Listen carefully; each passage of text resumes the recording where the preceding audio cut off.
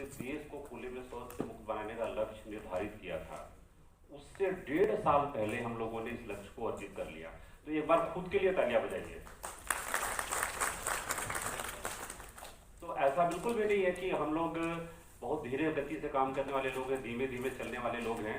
हम लोगों ने बहुत द्रुत गति से लक्ष्य को अर्जित कर लिया था और निश्चित रूप से अभी सेकेंड फेज में भी हमारे राज्य की प्रगति पूरे भारत के स्तर पे उल्लेखनीय है। हम लोग बिल्कुल शुरुआत के 7 से 8 के बीच के पैदान में ही हम लोग स्टैंड कर रहे हैं लगातार। तो हम लोग काम कर रहे हैं, थोड़ा सा और व्यवस्थित और सरल तरीके से इसको करने की ज़रूरत है। थोड़ा सा इन चीज़ों को हम लोग और आगे गति लेके जाएंगे तो चीज़ें और बेहतर होंगी, अच्छी होंगी। उसी को जानने समझने का आज की कार्यशाला में प्रयास होगा। तो ये जारी की गई थी भारत सरकार के द्वारा, सब आप लोगों के पास में उपलब्ध है।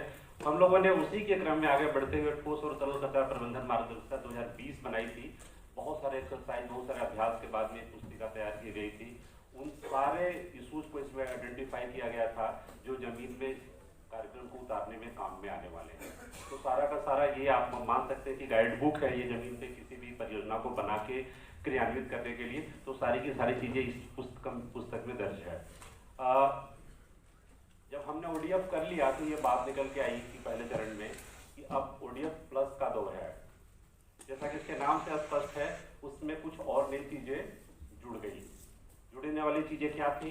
तो वो कुल 3 चीज़ें थी कि अगर हमने जो ODF बना लिया है उसको हम कैसे मेंटेन करके रखें।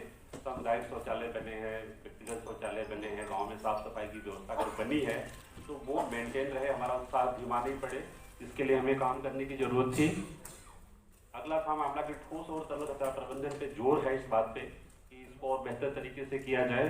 और तीसरा था इसमें दृश्यमान स्वच्छता। इससे तात्पर्य मित्रों ये है कि अगर हम गाँव में पहली नज़र में प्रवेश करें तो हमें ये पता चले कि गांव अपने आप में स्वच्छ है, नालियाँ साफ सुथरी हैं, सड़कें साफ सुथरी हैं, कहीं पे कोई कचरा नहीं है। तो इसको विजुअल क्लीननेस का नाम भारत सरकार ने दिया। थोड़ा और अगर हम आगे बढ़ेंगे तो इसमें कई सारे घटक हैं।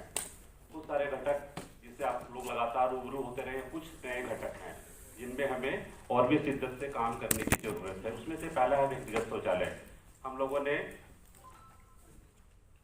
लगभग करोड़ के आसपास शौचालय अपने राज्य में बनाए, जिसमें आप सब लोगों का सराहनीय योगदान है। ट्विन पीट टॉयलेट्स बनाने की बात थी, इसमें 2 गड्ढे वाले शौचालय बनने थे, लेकिन उत्साह में हम लोगों ने पहले टॉयलेट्स बनाने पे जोर दिया और कई बार ऐसा भी हुआ हम लोगों ने एकल गड्ढे वाले भी टॉयलेट्स बना लिए। तो उसमें ये चीज़ें अब जुड़ी हुई है इस बार की परियोजना में कि उसको रेट्रोफिटिंग के मार्फत हम लोग दुरुस्त करेंगे। अगर हमने एकल गड्ढे बनाए हैं तो हमारा ये प्रयास होगा कि दूसरा गड्ढा बना करके उस कमी को हम लोग दूर करने का प्रयास करें। इसके लिए 4500 रुपये के प्रोविजन भी है, आपके ध्यान में भी चीज़ें होंगी। इसके बाद आता है सामुदायिक स्वच्छता परिसर। ये बहुत ज़रूरी है। कोविड के दौरान में इस पर सरकार का बहुत जोर था कि ये बनाई जाए, इसको काम में लिया जाए और जो फ्लोटिंग आबादी गाँव के इलाके में चल के आ गई है उनको काम भी मिलेगा और वो खुले में शौच से जाने से बचेंगे। इसके बारे में भी बातचीत होनी है। तीसरा है ठोस कचरा प्रबंधन। ठोस और तरल कचरा प्रबंधन को इसमें अलग अलग रूपों में देखा गया है।